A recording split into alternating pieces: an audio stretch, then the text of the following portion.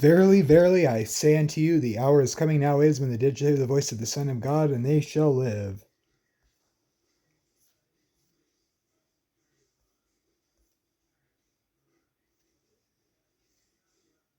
Wait, which verse is it again that they use? Wait. He that heareth my word, and believeth on him that sent me, hath everlasting life. If you had everlasting life, and you were to lose it, it wouldn't be everlasting life. So you would make God a liar. And so the gospel is once saved, always saved. Will not come into condemnation, but is passed from death to life. If you've passed from death to life, you can't go back. Okay. So this proves that we have to interpret the entire Bible, because this says it's impossible. The early church was Catholic, and everybody that reads the text is Catholic, except for our modern understanding.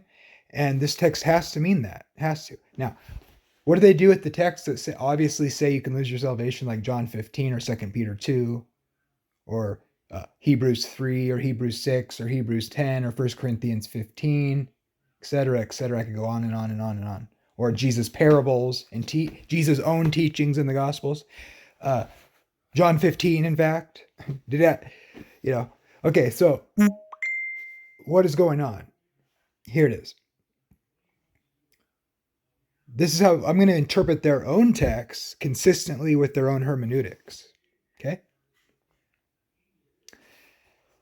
The believing here is just hypothetical and positional, the act of believing. If you do or don't, it's kind of Calvinistic. Okay? But the everlasting life, well, it is referring to eternal life. In this passage, it's actually just more of a qualitative everlasting life. As we know, he goes on to speak about resurrection, and so it's clearly using the life in a experiential sense. Because in the next verse, he says, they'll hear the voice of the Son of God and they'll live. It's like he gives them life through my words are spirit and life, right? His word, my word, the word of the Lord endures forever, but men fade like grass. See? His word is spirit and life, and the everlasting life is himself. And so the everlasting life here is really qualitative. He is giving it to you, but it's his qualitative life that's in himself, not in us. And as we know, we don't become immortal till he returns anyway.